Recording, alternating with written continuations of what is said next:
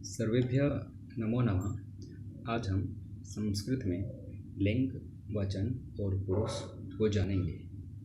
सर्वप्रथम बात करते हैं लिंग की।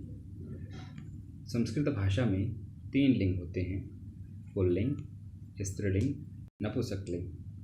पुल्लिंग जो शब्द पुरुष जाति का बोध कराता है उसको हम पुल्लिंग कहते हैं, जैसे बालकः, बालक। दूसरा लिंग है स्त्रीलिंग। जो शब्द स्त्री जाति का बोध कराए उसे हम स्त्रीलिंग कहते हैं, जैसे बालिका, लड़की। तीसरा लिंग है नपुंसकलिंग। जो शब्द न पुल्लिंग हो और न ही स्त्रीलिंग हो उसको हम नपुंसकलिंग कहते हैं।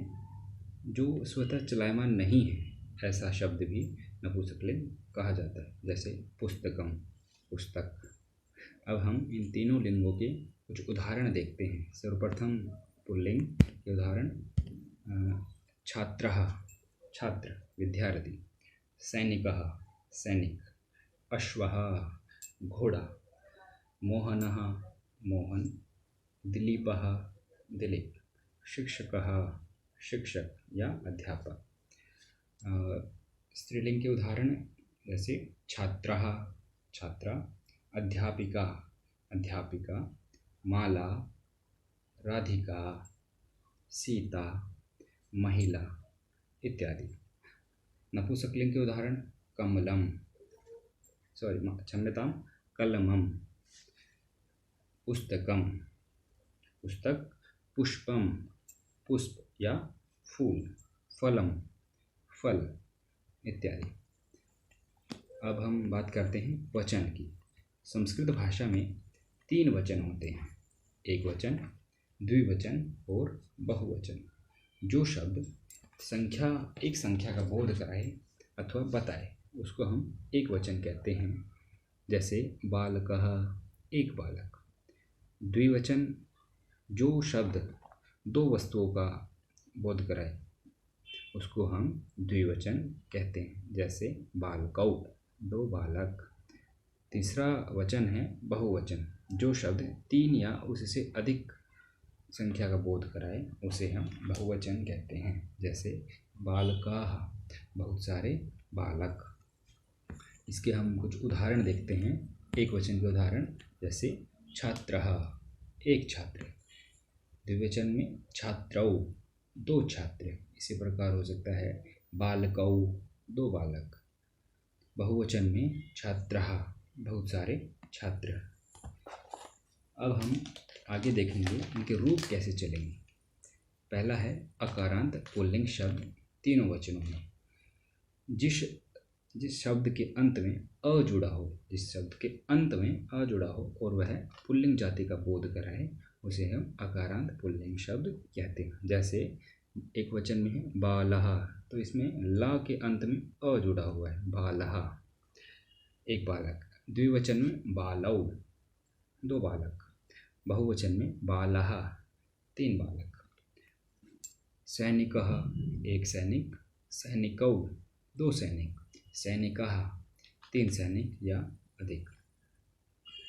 इसके बाद है अकारांत स्त्रीलिंग शब्द तीनों वचनों में।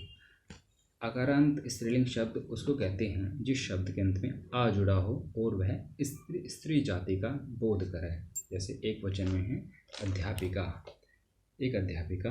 द्विवचन में अध्यापिके, 2 अध्यापिका। बहुवचन में अध्यापिकाः, 3 अध्यापिका या उससे अधिक। छात्रः, एक छात्रा। छात्रे, 2 छात्राएं। छात्रः, 3 छात्राएं।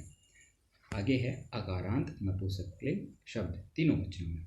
जिस शब्द के अंत में अकार जुड़ा हो और वह नपुंसकलिंग हो, अर्थात वह पुल्लिंग और स्त्रीलिंग ना हो। जैसे एक वचन में है रूप्यकम, 1 रुपया। द्विवचन में है रूप्यके, 2 रुपये। बहुवचन में है रूप्यकाणि, बहुत सारे रुपये। चक्रम, एक चक्र। चक्रे, 2 चक्र। चक्राणि, 3 चक्र। उसके बाद है कंदुकम, गेंद। कंदुके, 2 गेंद। कंदुकानि, 3 गेंदे। अब हम बात करते हैं कर्ता की। क्रिया को करने वाला कर्ता कहलाता है तथा उसमें प्रथमा विभक्ति लगाई जाती है। इसकी पहचान का चिन्ह होता है ने। जैसे राम ने फल खाया, तो यहाँ पर करता है राम, तो इसकी पहचान होगी राम ने। अब इसको उदाहरण देखते हैं हम एक वचन में। अश्वः धावति, अश्वः मतलब होता है घोड़ा दौड़ता है। द्विवचन में बालौ पठतः, बालक दो बच्चे, दो बालक पढ़ते हैं। छात्रः नमन्ति, छात्र नमस्कार करते हैं, तो तीन छात्र यहाँ पर नमस्कार कर रहे हैं। कच्छपः शनैः शनैः चलति, कच्छप धीरे धीरे चलता है, तो कच्छप यहाँ पर हुआ कर्ता। शशकौ तीव्रम धावतः, खरगोश दो खरगोश तेज दौड़ रहे हैं। मृगः अपि तीव्रम धावन्ति, मृग भी तेज दौड़ रहे हैं। इसके बाद है पुरुष। संस्कृत भाषा में 3 पुरुष होते हैं और प्रत्येक पुरुष में 3 वचन होते हैं। पहला पुरुष है प्रथम पुरुष, दूसरा है मध्यम पुरुष और तीसरा है उत्तम पुरुष। सबसे पहले बात करते हैं प्रथम पुरुष की। जब सामने कोई व्यक्ति खड़ा हो और जिसको हम नहीं जानते हैं तो वह प्रथम पुरुष कहलाता है। जैसे वह, वे दोनों, वे सब। तुम और मैं के सिवाय जब कर्ता कोई और हो तो वह प्रथम पुरुष कहलाता है। इसके कुछ उदाहरण देखते हैं पुल्लिंग में। सः कः अस्ति, वह कौन है। सः काकः अस्ति, वह कौवा है। काकः उड्डयति, कौवा उड़ता है। स्त्रीलिंग में सा का अस्ति, वह कौन है। सा कोकिला अस्ति, वह कोयल है। कोकिला गायति, कोयल गा रही है। नपुंसकलिंग में तत् किम अस्ति, वह क्या है। तत् पुष्पम अस्ति, वह फूल है। पुष्पम विकसति, पुष्प उग रहा है। इसके बाद है मध्यम पुरुष। जब कोई व्यक्ति हमारे पास खड़ा हो जिसे हम जानते हैं उसे हम कहते हैं मध्यम पुरुष। श्रोता या तुम क्या कहलाता है, यही है जो मध्यम पुरुष के नाम से जाना जाता है। मध्यम पुरुष का प्रयोग पुल्लिंग और स्त्रीलिंग दोनों के लिए होता है, इसलिए उसे उभयलिंग भी कहते हैं। इसके कुछ उदाहरण हम देखते हैं। तुम खादसी, तुम खाती हो। युवाम खादता, तुम दोनों खाते हो। यूयम खादत, तुम सभी खाते हो। अगला पुरुष है उत्तम पुरुष। मैं, हम दोनों, हम सब, ये सब चीज़ें उत्तम पुरुष में आती है। हर व्यक्ति स्वयं को उत्तम मानता है, इसलिए यह उत्तम पुरुष कहलाता है।